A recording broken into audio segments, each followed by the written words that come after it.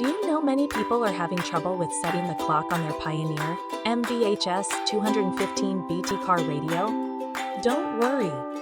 In this video, we'll show you how you do this. Let's start. Step 1. Turn ignition on. After installation, turn the ignition switch to ON until the setup menu appears. Press the M, C, dial. Step 2.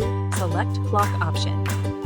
Rotate the M-I-C dial to select the CLOCK option, then confirm by pressing it.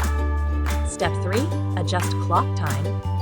Use the E-M-C dial to adjust the clock to the correct time. Step 4. Save clock settings. Once done, press M-C dial again to save the clock settings.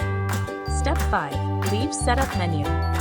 To leave the setup menu, navigate to QUITYES with the EM-C dial and press to confirm.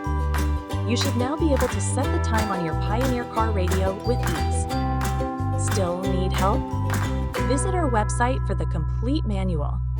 There you will also find questions and answers from other Pioneer users. Did you find this video helpful? By subscribing, you help us continue to answer users' questions. So, subscribe to our channel. Thanks for watching, and see you in the next video.